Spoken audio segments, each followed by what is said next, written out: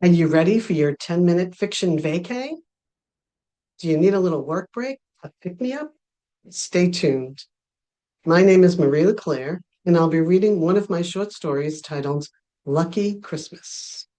It's a tale about two down-on-their-luck sisters and a surprising holiday bonus. I hope you enjoy it.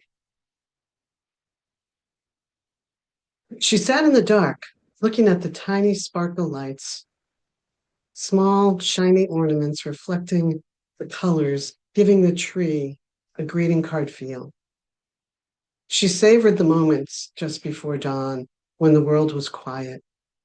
It wouldn't be long before the light of day revealed the rest of this holiday picture with images of the broken down RV she called home. But for now, for a few moments, in the twinkles of LED color, she could imagine a better life for herself and her unborn baby. It wasn't a grand life. She didn't need a lot. A modest house in good repair, steady work, and someone trustworthy to watch the baby during the day. Mostly, she wanted these things for her baby. She'd grown up with next to nothing, so she required, or maybe expected, little more than that as an adult. You should think big, really big, her sister would say as they drank beer on the patch of dirt just outside the trailer door that they pathetically referred to as the patio. A mansion on the other side of town, maids to clean, a chef to cook. She would wave her hand in the air, indicating big screen on which she was viewing this imagined future. One more beer, and it would all seem possible. But Marissa wasn't interested in all that. To her, it sounded like a facade that needed constant maintenance, like keeping up with the Joneses. But considering her circumstances, maybe her sister was at least a little bit right. Maybe now she needed to think bigger for the baby. She wasn't even sure how to do that. Most of her information came from TV shows and commercials. The happy family gathered around the butterball turkey for Christmas dinner, or the friends laughing and toasting with Starbucks coffee, didn't seem real. Did those people even exist? If they did, she didn't know them, or know anyone who did know them. Movement at the end of the trailer disrupted her peace. Are you sitting in the dark again? Her sister's sleepy voice croaked from the bedroom doorway, her silhouette taking on shadows of color from the tree. Yeah, savoring a moment of peace before the day starts. Get it while you can. It's going to be crazy today. Pat was referring to the morning rush hour. It was 2 days before Christmas, and traffic would be horrendous. For everyone else, anyway. For them, it would be great. And if that drunk is on our corner again, there's going to be trouble. Pat was already gearing up for a fight. Pre-dawn peace was officially over.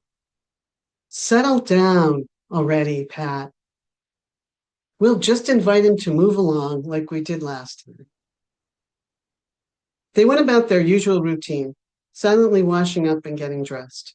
They put on their old grubby clothes for work. They had nicer things, but not by much, that they saved for going shopping and for doctor's appointments. Besides, the dingier the hand-me-downs, the more sympathy they got. Soon, Marissa's clothes would be too tight, and they'd have to figure out a new wardrobe. For now, she made do by opening the buttons on her jeans and loosening the belt a little more as the days went by. She wasn't sure how she felt about being pregnant. Like everything else in her life, it was just something that was happening to her. It didn't really matter how she felt about it. They had their coffee in the trailer, then got an egg sandwich at the gas station on their way to the traffic lights. The stove in the RV was inconsistent, and the microwave broke 2 months ago. At least they still had the fridge. Thank God, if there was a God. Which side do you want, Riss? Pat asked as they sat at the bus stop to eat breakfast. Pat had been deferring to her lately on account of her condition. I'll take eastbound. I like the morning sun. I might want to switch later if that's okay. No problem. Say the word. They tossed their sandwich wrappings in the trash on the way to their corners. Fortunately, no interlopers challenged them this morning, but an empty liquor bottle and a McDonald's bag full of trash indicated nighttime activity. Marissa gingerly picked them up, along with a few other things, and walked back towards the bench to throw them away. Marissa's setup didn't consist of much. She had an old rickety folding chair that she stashed out of sight overnight. She used it in the quieter moments during the day, but experience taught her that people were less generous if they thought she actually got off her feet for a minute or two. The only other prop was the classic cardboard sign. She had upgraded once to a piece of white foam core, but apparently that implied too much affluence for the average Joe. She was trying a different marketing strategy with her current brown cardboard sign, which read, "Digging out from a string of bad luck. Thanks for your help." It implied that she had some expectation that she would get out of her plight, which she didn't. She wasn't sure where life was taking her. She knew it could be worse. She wasn't sure it could be better. As expected, traffic was high, and the open-heartedness of the season made December 24th the Black Friday for panhandlers. Christmas money, as they called it, had to last through the lean first quarter when people got back their first credit card bill statements. Weather was also a problem, with snow and colds keeping them huddled near the trailer's open space heater for days at a time. Today was cold, but not unbearable. "Thank you. Merry Christmas," she said to a young mother, handing her a few bills out of a slightly opened car window. Rush hour wasn't that lucrative, with drivers more focused on getting to work. By the time 9 to 12 crowd came along, they had more time to reflect at the light and were more inclined to reach into their wallets for a buck or two. As if in response to her bad luck claim, the last car in line handed her a lottery ticket as it drove off. She gave it a quick look.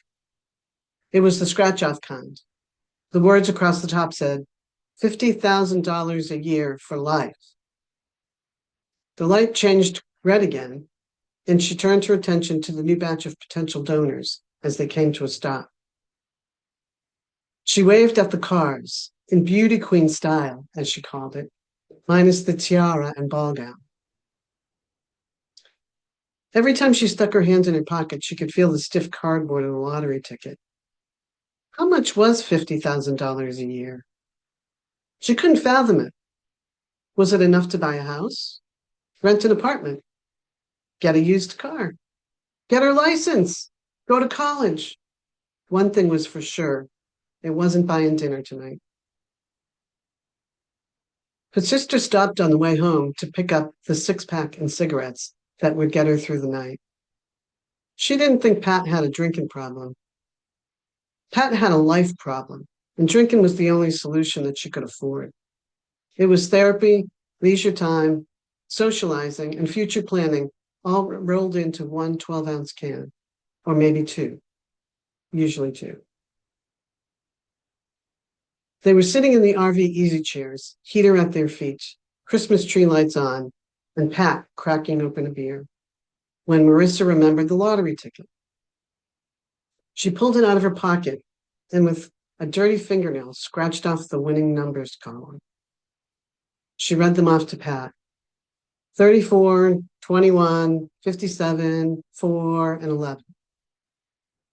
"Lucky numbers if ever I heard any," Pat commented. "Yeah, I'm sure," Marissa raised an eyebrow. She began scratching off all the possible numbers under your numbers, then checked back to the winning numbers. Her eyes hesitated over 11. They went back and forth. She wiped away the excess scrapings and checked again. She held it up to the light. Noticing the silence, Pat quizzed her. "What do we have there, Riss? A free ticket? Woo-woo! $20, and we can go to breakfast on Christmas Day. Marissa silently handed her the ticket. Curious now, Pat put the beer down and sat up a little straighter. What? 100? That'd be sweet. Pat tipped the card towards the light. She spotted the match quickly. Number 11 appeared on both lists, and underneath it, in fine print, it said, $50K for life.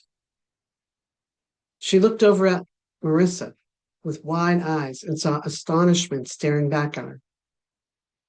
They sat back in their chairs, speechless, smiles struggling to crease the hard lines of their faces. Hope began to shine faint light into their darkness. Pat raised her hands slowly, spreading them across the air, location of her unseen movie screen. Then she picked up her imaginary remote, pointed, and pushed play. We've come to the end of the story. I'm happy you stayed with me. I hope you're feeling better than you were when we started. Sometimes it takes a little vacay in the middle of the day. If you're wanting a little bit more time, there's a lot of other stories here on my channel to listen to. For even more stories and to sample my novels, you can visit my website, marie-leclaire.com. You can check out my novels directly on Amazon also. The links are in the description below. And please like and comment before you go. See you at the next vacay. I wonder where that will be.